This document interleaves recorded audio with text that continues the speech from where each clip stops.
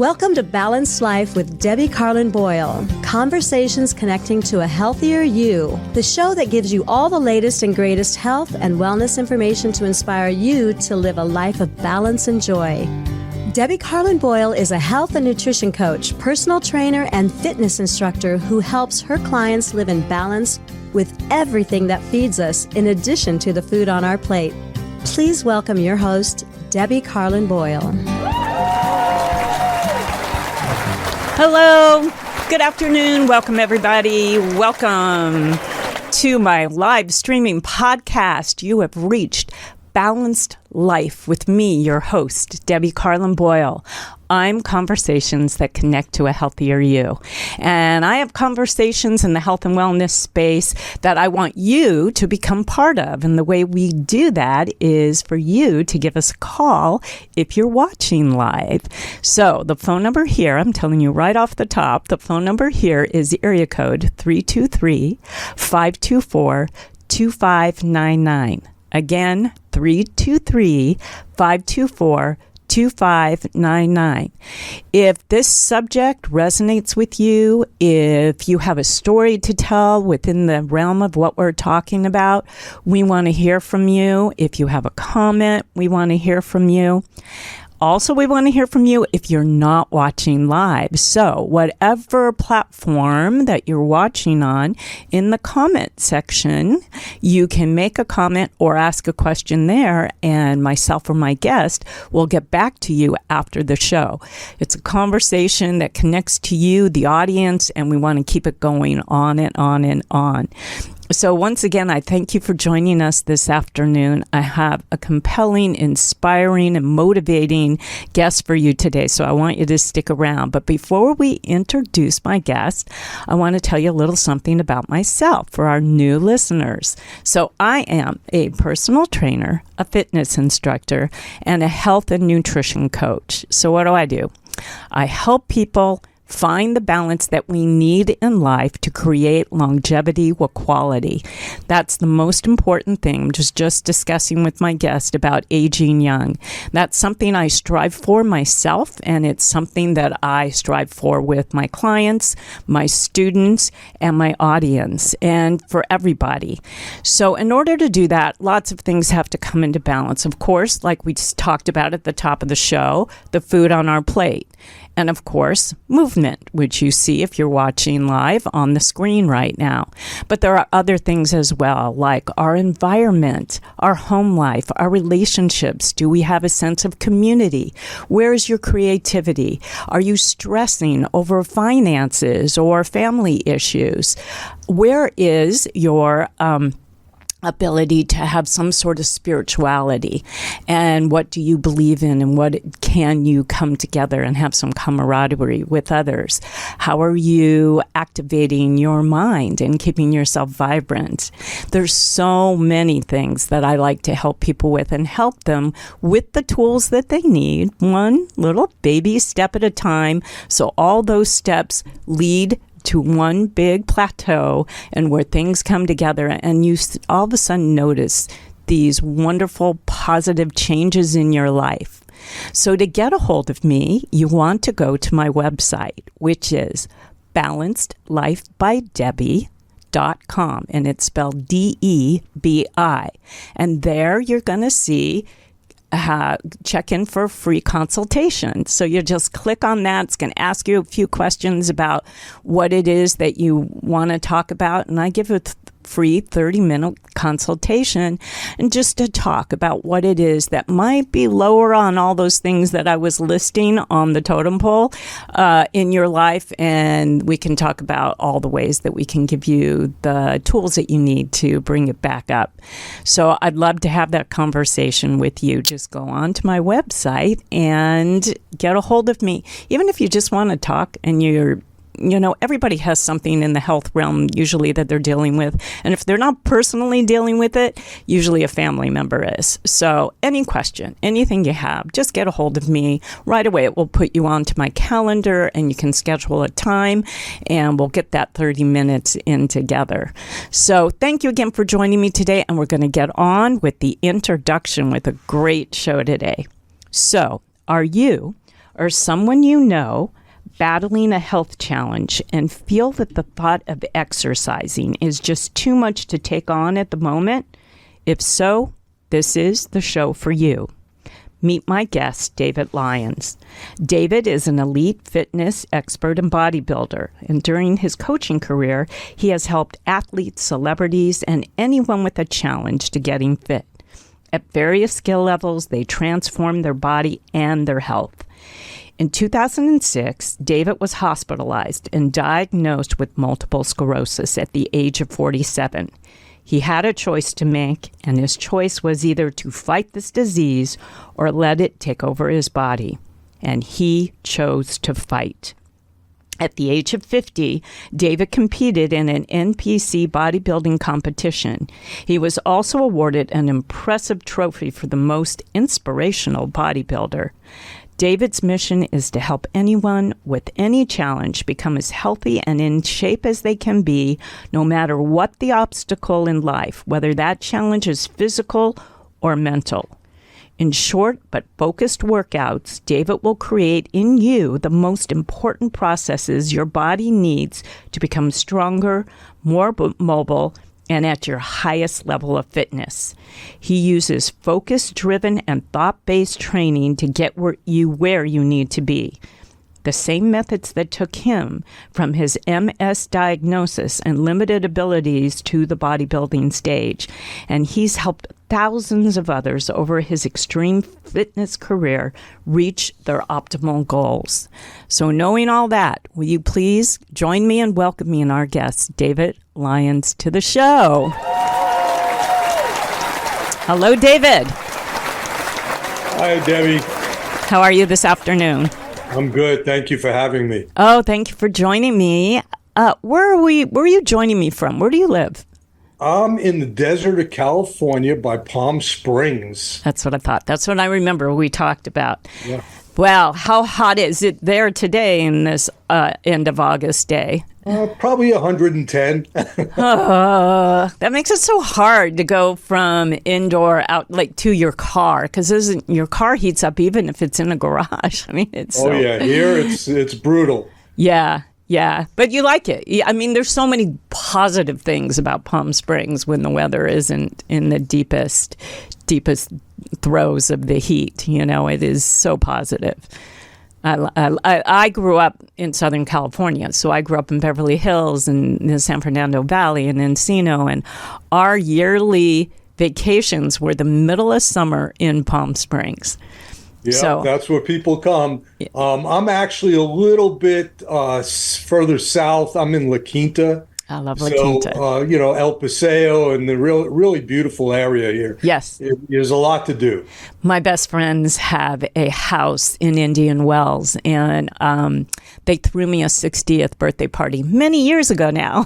And and my birthday's in February, and it was outdoors, and it was so beautiful. I just love the area so much. And La Quinta's a favorite of mine because I'm a tennis player. So, that the tennis club there offers everything, all different types of courts that you can play on. And, it's a place that I love to visit. And it's an easy drive from LA. So and it's not crowded here. No, you can get around. You can move. Yeah. LA. So let's talk about your origins. Where are you actually from? And give us a little bit of a background on how you got into fitness in the first place, what your background, schooling, home life even was like, and then how you ended up in Palm Springs, and then we'll get into your MS diagnosis and how you're helping others today. So you can't tell by this accent where I'm from? Yeah, I can. You're a New Yorker. Yeah, born and raised. Ended up going all over the United States. I enlisted in the Marine Corps at a very young age. Okay. And I always wanted to be in the gym business. So when I got out of the Marine Corps, I started to work back then at Jack LaLanne's. Oh, I love it. Remember Jack LaLanne? Yes, totally. I used to take classes. They had a facility in Beverly Hills, I think, right? Yeah. They were all over. Yeah. All over. It's funny because I mentioned Jack LaLanne's to the younger people. They don't even know who he Oh, he's is. a pioneer, Yeah. pioneer. And Yeah. so for me as a personal trainer, I got certified. You might have been certified longer because mine's a second career, but I got certified in 1997 because it was a side hustle for me. And one of the things that was on my test, because I got certified in-house, I was an in-person 3-month program, and it was also practical in a gym. And one of the things we had to know were the pioneers of bodybuilding. And Jack LaLanne is right up there, Of course. It should still be there on every single test that any personal trainer's taking I online. know. Yeah, they should never let his name die because he is the godfather of fitness. And before him is Vic Tanny. Yes. Nobody remembers him. Yeah. No, I know another pioneer, the meat and potatoes of bodybuilding, those guys. Right, So, right. But I decided that I wanted to be in the gym business, and I started to work at Jack LaLanne's, worked my way up from just a guy on the floor of the gym to a manager, and then I ended up having an opportunity to work at a brand new gym that was opening outside of Jack LaLanne's. And I did that. Luckily, I did really well. And the owner said, "Hey, would you like to be my partner?" So I became a partner in that gym, ended up buying him out. And in the 80s and 90s, owned 7, 8 gyms through that time period. and where were you? What city were you in at this point? I was all over. I originally was in Queens, New York, Okay. for my first gym, which was Ultimate Bodies.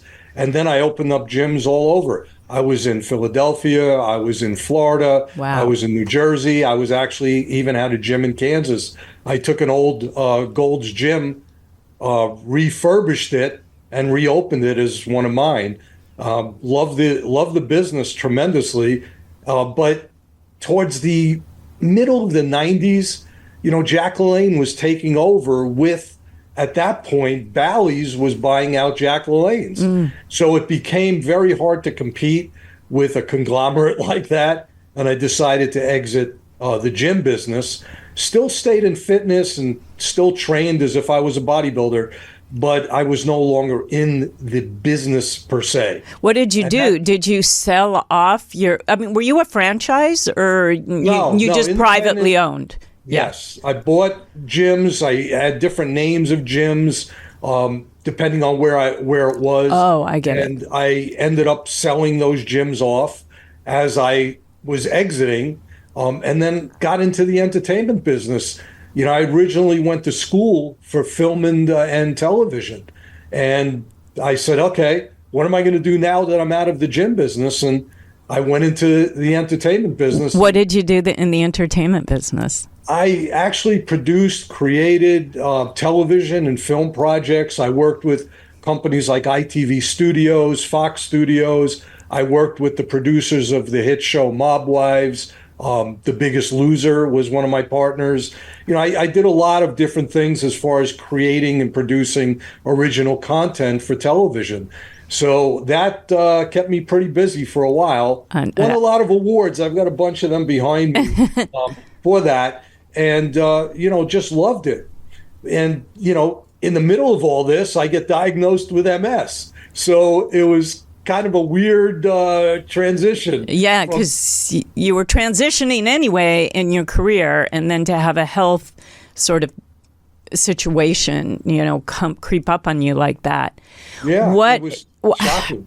Let's go back. So your diagnosis, what were the signs? What were the things that you knew weren't right? Because as a bodybuilder, I obviously lift heavy things as well. And, I get sore muscles, I get aches and pains that, maybe the average person who didn't lift quite as heavy as me would get. So what were the symptoms? What were the things that made you seek out what was going on? Well, the weird thing about it is before I was a bodybuilder, I was a boxer, I was a fighter. I was also into martial arts.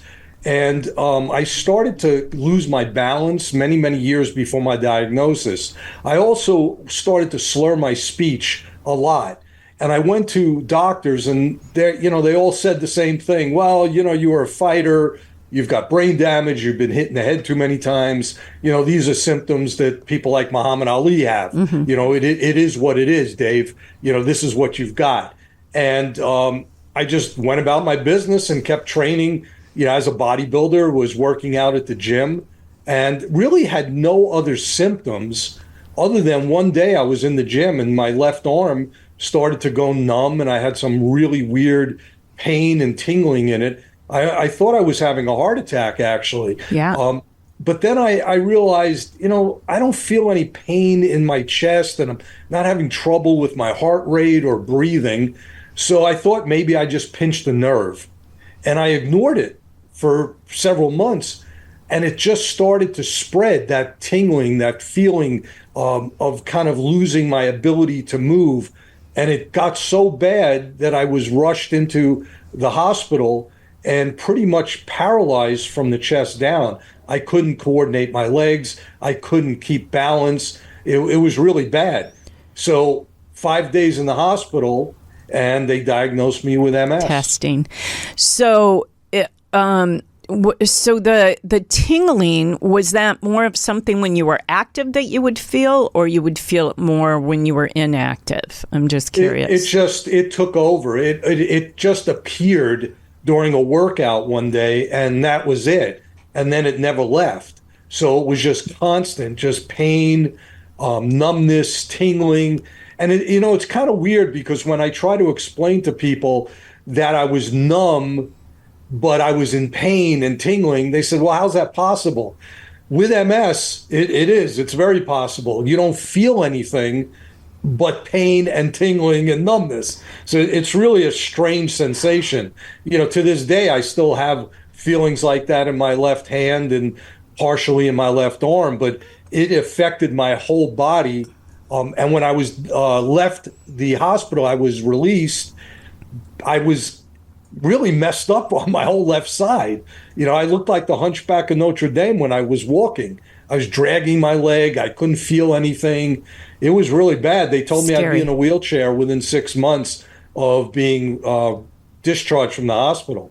Wow, that's scary. And with your personality and what you do and being a go-getter, obviously, going from owning one gym with a partner and then taking over and, branching out the way you did, at what point did you say, oh no, I'm not going to be in a wheelchair? And what did you find out about the disease that you knew you could counterbalance, let's say, through? Well, from the first day that the doctor in the hospital said to me, you will be in a wheelchair within 6 months. I hate to tell you that. You have tremendous damage. You ignored all of the symptoms that you were having and the pain for 2 months. So that was the worst thing you can do.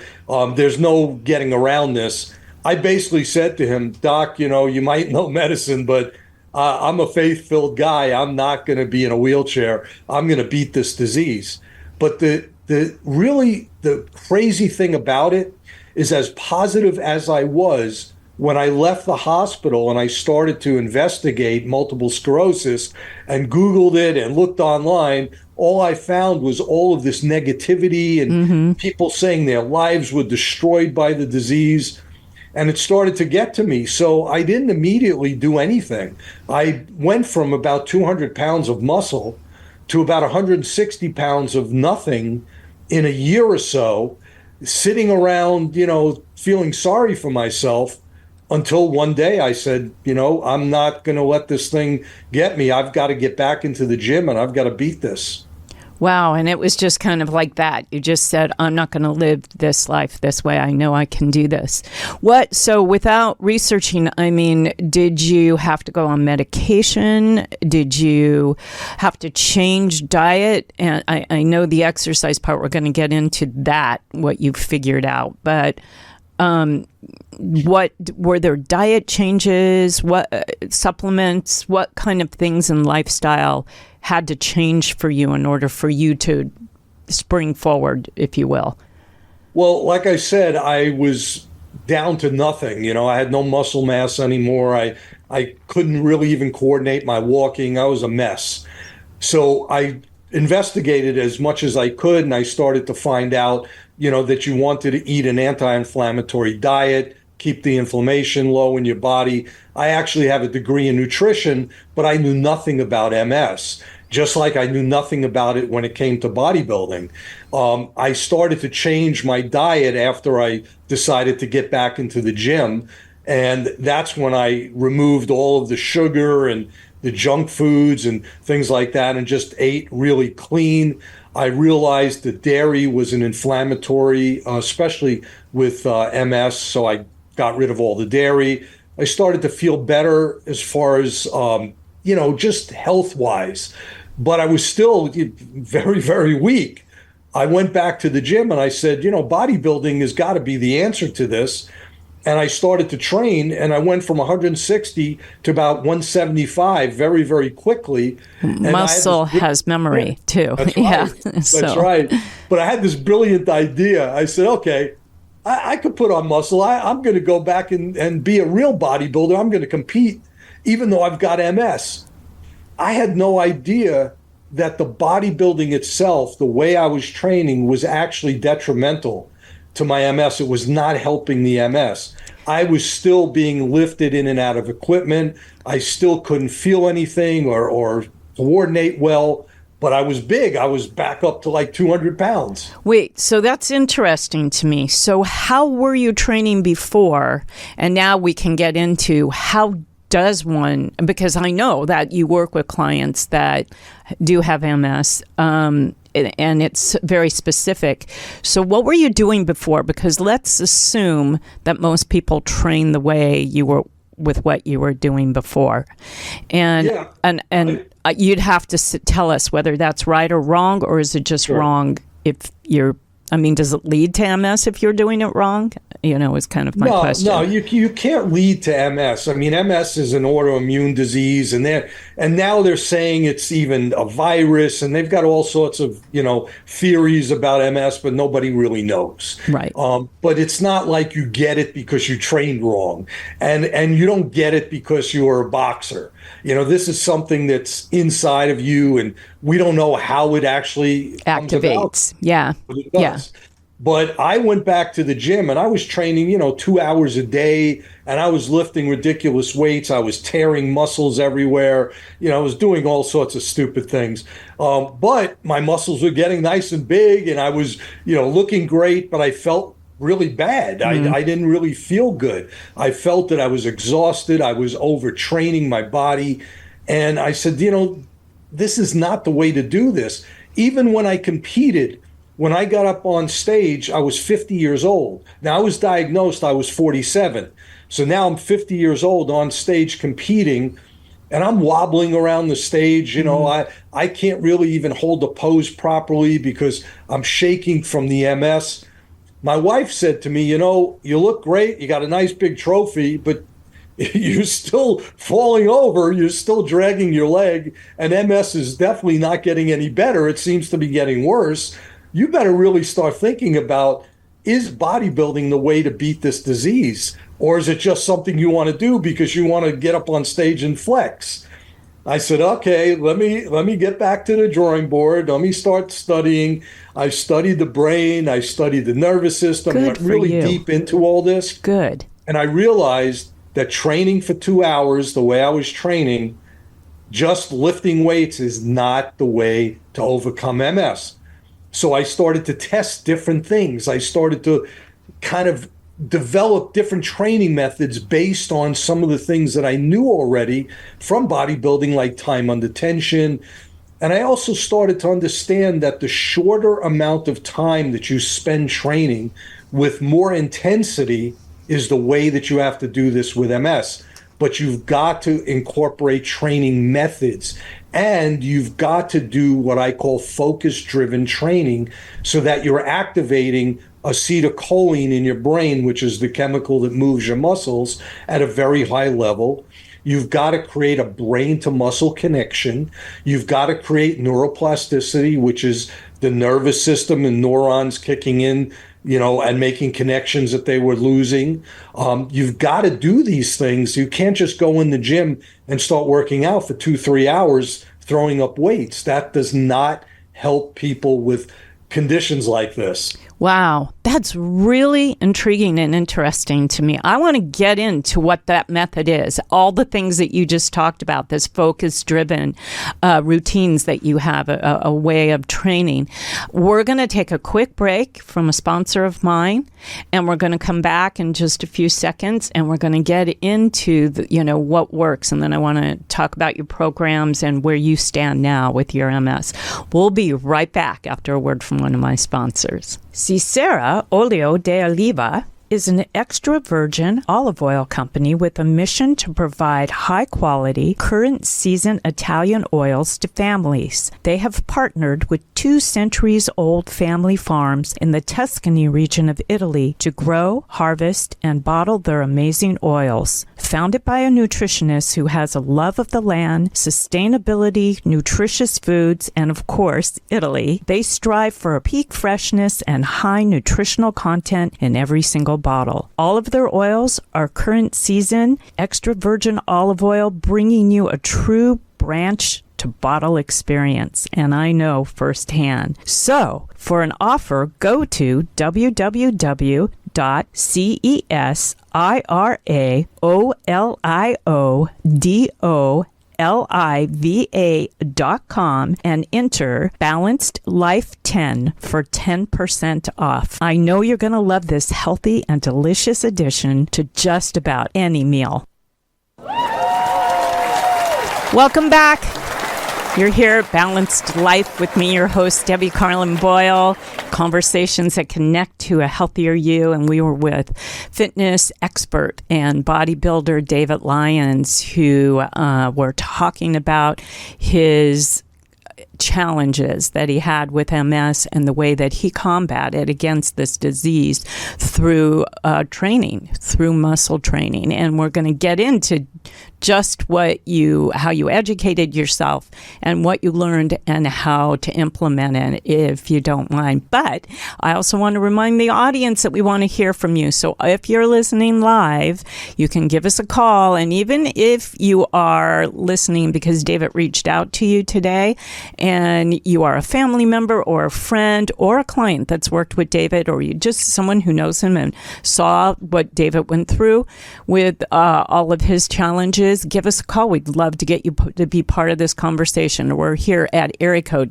323-524-2599. If you're watching us, it's up on the screen. And if it's after the fact, ask a question, make a comment in the comment section, and we'll get back to you. So welcome back, David. I want to get into, because this is so intriguing to me, as a personal trainer, I have several clients. Daily, actually. There's really not a day of the week I'm not either teaching or training someone or a group of people. And this is intriguing to me, what you found out, what you discovered, which we touched on a little bit, and then how to counterbalance that and do it correctly, and how it benefits somebody with MS. Or my feeling is it could benefit probably anybody to train correctly, but most definitely anybody with an autoimmune disease. So tell us that. What's the method? Well, what happened is when I went to the gym and I started to realize bodybuilding was not the answer, per se, it is called bodybuilding because we're building our body, but not at the level that I was doing it, where I was just exercising for hours and lifting whatever, and there was no real methods to what I was doing. I realized that what I had to do is I had to activate processes in my body that would create acetylcholine production at a high level. Now, a lot of people don't even understand what acetylcholine is. Yeah, I was just going to ask you if you could give us a definition of that. Even trainers don't even really understand acetylcholine. They might have heard it, but they think you just take a pill, and it's not like that. In our brain, we have acetylcholine as a chemical. That chemical makes our bodies move. So it actually moves our muscles. Without acetylcholine, your muscles will not move right. So you want to try to create a very high level of acetylcholine. From all the research that I found and studies done, and most of them outside of the United States, with athletes, they found that if you focus extremely hard when you're training. So, which means that every repetition you do, you're not thinking about anything but the muscle you're working. If you like kind of stick that in, okay, your brain, and make yourself really focused, you're going to get a very high level of acetylcholine. That alone will help those muscles to move better. But when you have multiple sclerosis or a neurological condition, you're having disconnections between the neurons in your brain and the muscles that you're working. So you want to create the ability for the muscles to respond. So I had to learn, how does that happen? Well, I found that if I took my time and I did certain training methods, one of them I call contraction training, where I'm actually holding each one of the flexed positions or the contraction position for 4 seconds at every single repetition, my muscle has enough time to understand what my brain is trying to tell it. So even with a neurological condition, I'm able to almost work around that disconnect and get the muscle to respond. It's another important aspect. But we also want to create muscle fiber activation, which is what makes your muscles grow and what gives you the strength. Strength creates mobility. Without strength, you can't move your body properly. It also protects your bones from, Absolutely. especially as a woman, who's postmenopausal, who's gone through menopause.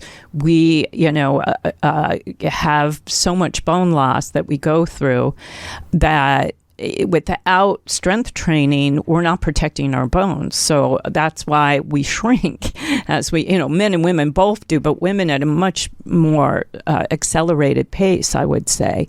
So we need to, scarpopedia, we need to ward that off. It's so important for many reasons to get muscle to protect. Muscle also protects your organs. Well, muscle is an organ. So if you can make that organ, your muscle, strong, then you're protecting your other organs as well, including your brain, of course. Right. So when you have all these processes working, your body could then combat the symptoms of multiple sclerosis. I also work with people with ALS, with Parkinson's. I was going to ask you. I'm working with someone right now who's 75 years old who has muscular dystrophy. I'm using the same principles, the same training methods, which I call optimal body training. Yes. And I utilize this, and she is from a wheelchair now standing up. In fact, she sent me a message the other day that somebody was watching her walk, and they said, "What are you doing? You're walking amazing now." This type of training works no matter what. So whether you're just trying to combat the aging process, or whether you have a serious condition like MS or Parkinson's, you've got to activate these processes in your body so that your brain and muscles will work together properly. And that's exactly what I spent 2 years figuring out, trial and error. I found things that worked. I found things that didn't work. Of course, the things that didn't work, I threw them out, and everything else I put into the optimal body training program. So let's talk about the everything else. So you have the 4-second contraction. What other things did you find that work? There's tons. Well, so what would you say are the main things that we should be paying attention to that work the best? You've got to focus on the movements that you're doing. So if you just separate all the training methods and you just focus 100%. Now, I don't even listen to music. I don't let my students, I don't call people clients, they're all students. I don't have my students listen to music when they train because I want them only to think about what they're doing. I don't want them to listen to lyrics going on in their head. I want them to think about what they're telling their body from their brain to the muscle at every single rep. That is the most important thing that you can do, is hyper focus, more than 100%. Every bit of energy that you have has to go into focusing. In addition, you've got to limit the amount of time that you're training. So you could literally get a workout in with 20 to 30 minutes if you do it correctly. Very little rest, high intensity, the most resistance that you possibly could use for the repetitions and the sets that you're doing. So when you put all that together, then you've got the proper procedure to get your muscles in your body to work the way you want them to work and to overcome limitations. We formed a charity many years ago in 2012 called the MS Fitness Challenge. This is before I was doing one-on-one training online. And I would go around the country with my wife, and we would help people in different cities. And sometimes there were 20 to 40 people with MS would come to these 12-week challenges that we would do. And I would work with the trainers and implement all of these training methods.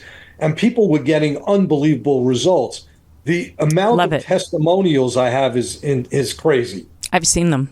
I've read them. I've listened to them because some of them are on your website. Yeah. It's so nice that you did the research for us, and just literally tried and true method, the way that you're working with people and clients and really helping them change their quality of life and change, the way they feel and the way they look and their longevity and so many things. It's just amazing what you've been able to accomplish. I have a question about, I imagine what I do with my students, my clients, except for when I teach a class because it's a group situation. But I imagine that you individualize depending on what challenge that they're dealing with health challenge, depending on what might be sore that day or what their background is with training or not training, what their stress level might be. So I imagine that you customize most things to each person that you train. But what would you say is a typical workout? Let's say somebody has MS, they used to train and now they've had this diagnosis. What would a typical half-hour session be? Like what muscle groups? Because when I was a student and, studying to be a personal trainer, like I mentioned earlier, it was a 3-month, practical program in-house. One of the things that we had to do was sort of a reasonable thing. What muscle groups warm up other muscle groups, and where should you start? And you shouldn't start here and then go there. You start here and then you go there. How would a typical half-hour session work is, I guess, my question. Sure. So I have a program online that is a membership program that I'm literally in the videos taking people through the workouts. But like you said, a lot of people will come to me and say they want something more custom to them. And then I'm their coach. I'm literally here doing this, coaching them. But everything is pretty much similar on the format. It's a 3-day cycle of training. And the first day is chest, back, shoulders. Second day is legs. Third day is arms and abs. Now, sometimes we'll change that and do chest, shoulders, and triceps on day 1. Day 2 is still legs. And day 3, back and biceps, more of a push-pull routine. We limit to about 30 minutes because I want intensity and I want them finished. Someone that has an autoimmune disease or a neurological condition or any type of challenge like that, they should not be training for more than that time period because it becomes too fatiguing on their body and then they can't recover from it.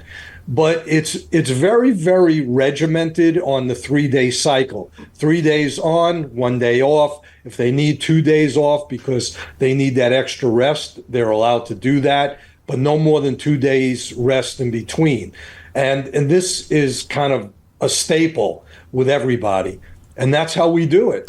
So, and what do you suggest so if you're doing a chest, back, shoulder day, is it 3 different movements and 3 sets? And do you do a point of fatigue where you add weight and drop reps or no? No, it depends on the training method. So I've got 20 different training methods, and each training method has its own range of repetitions, its own amount of sets and reps and, all different things depending on the training method. So it's not like, you go in and you do 3 sets every single time you train and you do 10 reps. It's very different from training method to training method. That's what makes the optimal body program so unique, is that it doesn't allow your body to plateau and get used to things, but it doesn't over change the body. So you always hear this muscle confusion, and they tell people, well, you got to confuse your muscles every time you go to the gym. That's actually not correct. No, I know. And if you do that, you don't really get the results that you want, because your body needs enough time to understand what it is that you're doing and get the results from it. Then you change it. You don't just keep changing things so your body doesn't kind of respond properly. And there's a science to all this. I didn't just make this stuff up. I looked at the science of our body. I looked at the science of the mind. And there's a lot to do with mindset as well that is very inclusive in my training. And every workout is its own workout. So you're building on the last workout, of course, but you don't look at that last workout as how you're going to do the next workout. It's your body. Sometimes you can do 12 repetitions and sometimes you could do 8 with the same resistance. Your body changes, especially with a chronic condition. So you're not always as strong as you were the last workout, or maybe you're stronger the next workout you come in. So it's not just, hey, just do this and do that. Everything has to change along the way. Makes sense. Makes so much sense. What do you think to optimize the workout after the fact? And because you have a degree in nutrition and because you've studied this so intensely and changed your diet once you were diagnosed with MS, what do you think is, from a nutrition standpoint, what we should be doing? I know we're talking about protein being really important, but what should someone do post-workout before their next workout comes up, the next day, and to maximize on what we did in the gym that day? Well, we want to recover. I mean, the key to really getting results is not just the workout, it's actually the recovery. You can work out as hard as you want and get nowhere if you're not recovering.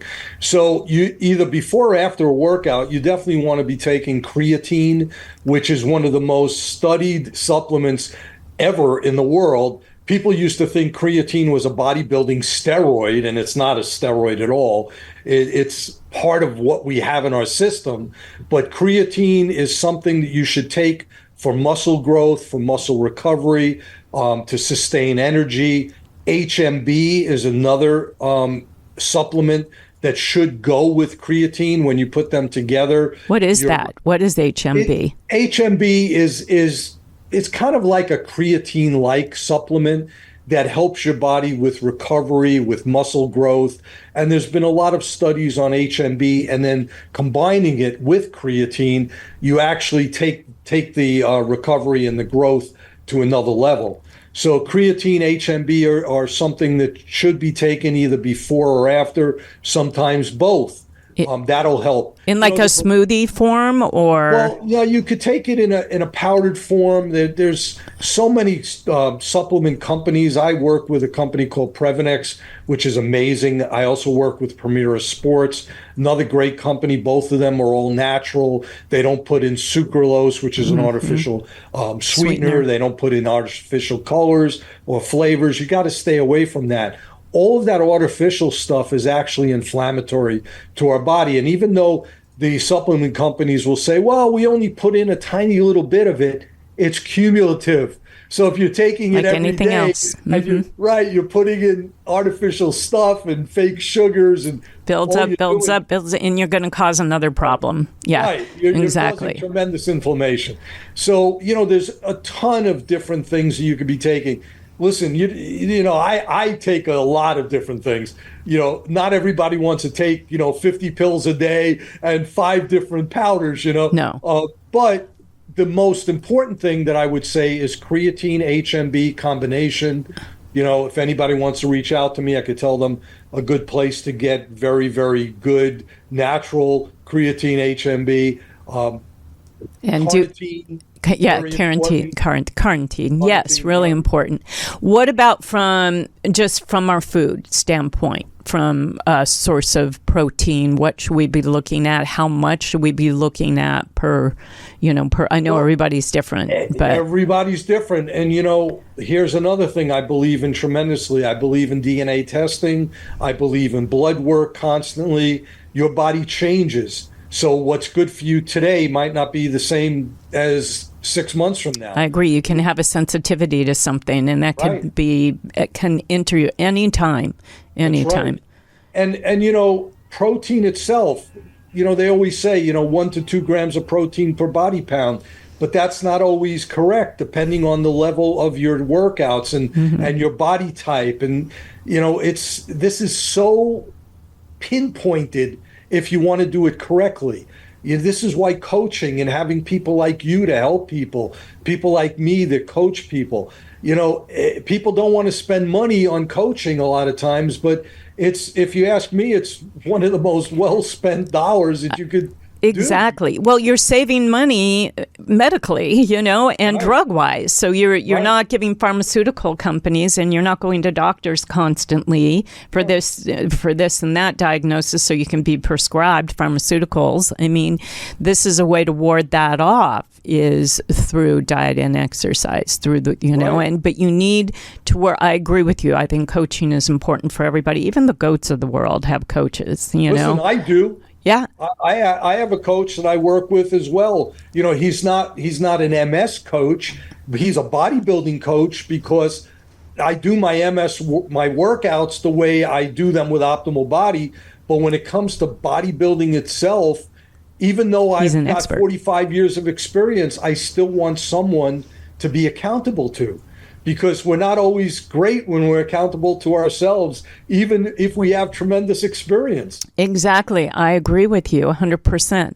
Okay, 2 things, because we're into our last few minutes here. I want to hear where you're at with MS right now, you personally, where your health is standing. And then I want to talk about how people can get a hold of you and the programs that you offer that you were talking about. Sure. My MS... I'm running up and down the stairs. I have my gym outside this door here, and this is on the 2nd floor of my house. And every day in the morning when I get up and I run down. I'm doing everything that I could do when I was 30 years old. Of course, I'm not running, the 14 miles a day that I used to, but I could still now jog on the treadmill. I've reversed almost every limitation that I had, but it took me a while to do that. This is not, the 30-day Beachbody program. Mm-mm. This is a lifestyle. It's a journey, and you've got to be able to put the work in to get there. But I'm training like I'm 30 years old, and I'm 66. And you're feeling good, right? You're feeling good doing that? Yeah. Yeah, I mean, look, I still have MS. MS is not gone. It's an incurable condition. I mean, there are people that say that they've cured their MS through diet and all different or they're things. Symptom-free, at least, right? But I don't say it's cured. But I do still have some symptoms, but I'm able to live my life the way I want despite those symptoms because I'm strong, I'm mobile, and I'm pretty healthy outside of MS. Well, you empowered yourself by educating yourself and then implementing. And like you said, it takes commitment. And it's remarkable that everything you learned for yourself and now you're helping others and they're seeing their remarkable differences too. And I just applaud you for that because that's what it's all about, is what we learn for ourselves to better our lives and to help others with what we learned. And you put in the work to learn that and then pass it along and let somebody else benefit from that. There's nothing better than that. I'm going to give you a little secret here. Yeah. So I was a very self-centered person. When I got diagnosed with MS and I decided I was going to beat it and I went to the gym and all this stuff, did all that, I did it for myself. I originally called what I was doing the MS bodybuilding challenge because I was challenging myself. It was my wife who said, you know what, Dave, this is great that you're doing that for yourself. There she is. Yes. Kendra. And I applaud her. Yeah. And she said, it's great what you're doing. And, but who are you helping? You're only helping yourself and maybe you're inspiring people, but you're not teaching them anything. When you got this down and you understand how to overcome the limitations and you develop all these training methods, we better take this out. And she started the MS Fitness Challenge. Well, that's, but I also think that you might have given yourself a little credit, because I think that once anybody who educates themselves in anything or becomes very proficient at something, even an actor, let's say, wants to take what they know eventually and give it to others. We don't usually start out with that intention. Really, we kind of do it for ourselves, we kind of do it for our physical ego and mental ego. But then we realize, wait, I've got something, I've got a barrel of information here that I can impart to others. And I think give yourself a little credit, though your wife maybe pushed it along a little faster than you would have, been realized it. Yeah, I think you would have done that on your own based on all of the effort you put into yourself. Well, you had to share. I love what I do. Yes, it shows. This is my mission now. Every day I get up, I get to help people. What better life than that is there? Just serving. Yes, so I agree. My wife exactly. kicked me in the butt and said, "You got to do this," but right. I do it now because I love it. Yes, and what a great thing to do for others. And in turn, you're doing for yourself and everybody who loves you and is around you. Tell people how they can reach you, because most people are just listening and not watching us and can't see what's under your name on the screen. So how can people reach you, David? Well, they really should take a look at what we're doing with the charity first, and that's msfitnesschallenge.org. Okay, but if they want to reach me specifically, they could always email me at david@msfitnesschallenge.org. If they want to look at my programs and see what I'm doing with Optimal Body, they could go to optimalbodyfitness.com or obpfitness.com. So there's two different types of programs that I have, and they could check out both of them there. Perfect. Thank you so much. And before we go, final words of wisdom, final thought.